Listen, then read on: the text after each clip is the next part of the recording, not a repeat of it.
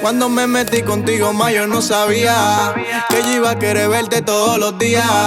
Ahora soy un adicto, ni me creía. Te la sabes toda como una IA. Como tú me pones, ni te imaginas. Tu cara la veo en cada esquina. Mi juego eres tú quien lo domina.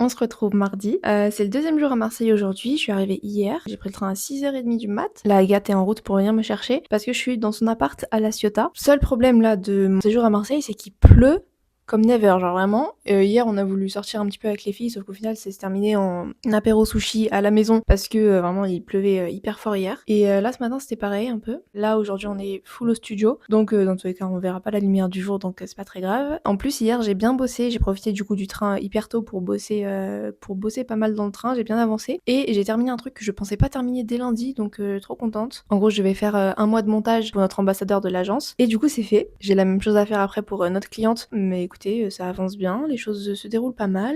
Là, on va passer la journée à 4 avec Oriane, Agathe et Maïté. Donc ça va être cool, je vais vous vlogger tout ça. Et voilà. Qu'est-ce que je pourrais dire? Je sais pas, je vais vous faire un petit room tour à la main de l'appart d'Agathe. Hop, petite déco. On est allé la chercher à Ikea d'ailleurs, c'était dans un vlog, je vous avais montré. Petite déco. Là, faut pas calculer, il y a toutes mes affaires. Donc voilà, petit lit, petit décor, petite vue. Ah vous voyez, il fait plus beau. J'ai filmé tout à l'heure, il y avait un gros orage. Donc là, on est pas mal. Petite salle de bain, attendez, je vous montre en chevauchant mes affaires. J'ai allumé les lumières parce qu'on voyait rien. Et voilà. Donc voilà, écoutez, très sympa ce petit appart. J'ai bien dormi, très bien dormi. En plus, le lit, il est gigantesque, je sais pas si vous vous rendez compte. Il est très grand, donc c'est trop bien. Ah, faut juste que je regarde la Wi-Fi parce que elle a pas fonctionné hier quand on a voulu la mettre avec Oriane. Donc faut que je regarde ça. Je suis pas une pro en Wi-Fi, mais écoutez, on va essayer de s'en sortir. Regardez, elle est là. Déjà, elle était là-bas, derrière la télé. Et Chat, il a dit de la mettre là. Donc j'ai mise là. Je vais essayer de rescanner, mais bon. Yo no sabía que yo iba a querer verte todos los días. Ahora soy un adicto, ni me creía. Te la sabes toda como una IA. Como tú me pones, ni te imaginas. Tu cara la veo en cada esquina. Mi juego eres tú quien lo domina. En pocas palabras tú me fascinas. Después que te probé, no quiero otra más que no seas tú. Que no seas tú. Una mami como tú me tienes bien aficiada, enamorada.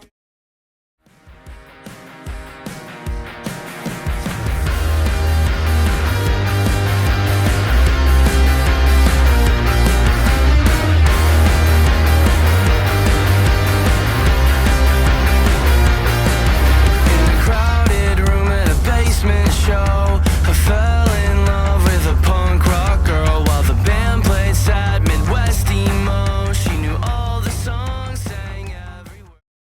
On se retrouve vendredi. Hier, je vous ai pas du tout calculé pour le coup. Je vous ai complètement oublié. Mais aujourd'hui, on est de retour. Du coup, début de semaine, là, j'étais à Marseille. Je descendais surtout à la base pour qu'on fixe au niveau de l'agence qui fait quoi, à quel moment. En gros, toute la chaîne de production à partir du moment où le client est un prospect, au moment où il signe, où on lui délivre les services et jusqu'à la fin de notre offre qui dure 3 mois. Donc, voilà, ça c'est très clair maintenant. Donc c'est une bonne chose, c'est comme ça on va pas être perdu à chaque étape, on saura précisément qui fait quoi.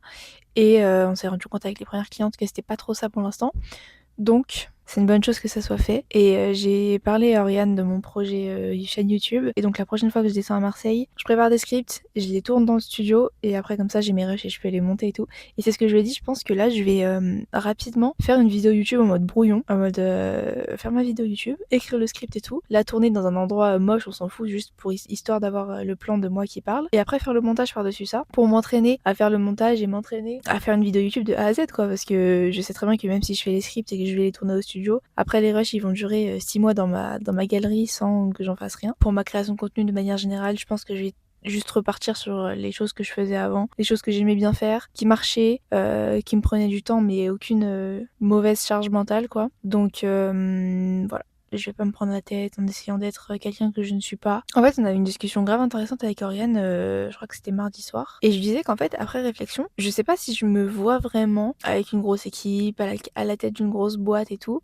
Franchement, moi, mon rêve ultime de l'entrepreneuriat et mon objectif ultime, c'est de juste faire mes petites vidéos YouTube, potentiellement avoir une petite équipe, genre je sais pas, un monteur ou quelqu'un qui m'aide là-dessus, faire mes vidéos YouTube, faire ma création de contenu, gérer, je sais pas, développer une offre autour de ça que je pourrais vendre dans mes vidéos YouTube. Et en fait, juste, ça s'appelle être créateur de contenu, quoi. Et je pense que je kifferais, premier degré, faire de la création, enfin être créatrice de contenu. Mais en fait, c'est tellement mal connoté et tellement... je sais pas, genre j'assume pas, je crois, de vouloir être créatrice de contenu. Alors que, vous voyez, dès que je me suis lancée dans l'entrepreneuriat, la première chose que j'ai faite après avoir eu des clients, c'était juste de me lancer sur Insta et de faire mes bails, quoi. Donc, et puis en plus, ceux qui me connaissent depuis longtemps savent que j'ai eu à peu près tous les comptes Instagram du monde. Je pense que c'est vraiment un truc qui est en moi pour le coup et que je gagnerais à juste assumer, quoi. Mais je vous dis, c'est plus stylé de dire je suis entrepreneur que de dire je suis créatrice de contenu, vous voyez. Et je pense que ça me bloque. En fait, j'ai cette croyance selon laquelle un entrepreneur, c'est un mec qui a des équipes, qui gère une boîte et que ça, c'est vraiment le Graal entre guillemets de la société. Dans le sens... vous voyez, dans des familles, les enfants, ils ont envie d'être médecins ou avocats parce que c'est le Graal que leurs parents valorisent. Et ben moi, je dis pas que mes parents valorisent ça parce que en soi, je pense qu'ils s'en foutent de ce que je fais, tant que je suis heureuse et épanouie. Mais voilà, moi en tout cas dans ma tête, je pense que c'est ça que je valorise au max. Et du coup, si je suis pas ça, je suis un peu déçue. Alors que en soi, je pense pas que ce soit quelque chose fait pour moi entre guillemets de gérer des équipes, une boîte physique et tout. En tout cas, pas maintenant, ça c'est sûr. Je sais pas, je me vois pas faire ça, quoi. Là, je me vois plus travailler depuis un appart, avoir un endroit où je peux monter mes vidéos, etc. Et juste faire mes vidéos et kiffer et avoir, je sais pas, une ou deux personnes max dans mon équipe à terme, vous voyez. Donc voilà, à voir comment ça évolue. Mais avant que ça puisse évoluer, il faut que je puisse accepter de me donner ma propre chance. Donc on verra si l'avenir me donne raison ou pas là-dessus. Mais je vais essayer de le faire. Bref, je vais aller m'entraîner là. J'ai ramené mes barres, ça va être trop cool. En plus, à mon avis, il va y avoir personne parce qu'on est le matin du 8 mai. Et il n'y a pas grand monde sur le parking, même s'il y a plein de gens qui commencent à arriver là de temps en temps. S'il y a personne, je vous filmerai ma séance. Et voilà, on est parti.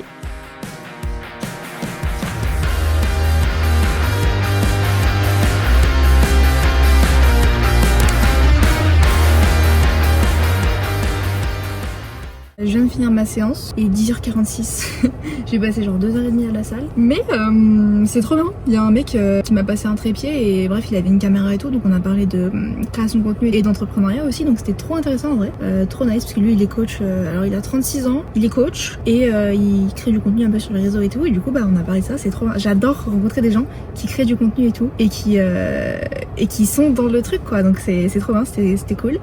Et voilà, maintenant je vais aller travailler quand même parce qu'il est 10h46 et même si on a un jour férié, il y a des choses à faire. Mais en tout cas, très bonne séance, c'était nice. Yo no sabía que yo iba a querer verte todos los días. Ahora soy un adicto, ni me creía. Te la sabes toda como una hija. Como tú me pones, ni te imaginas. Tu cara la veo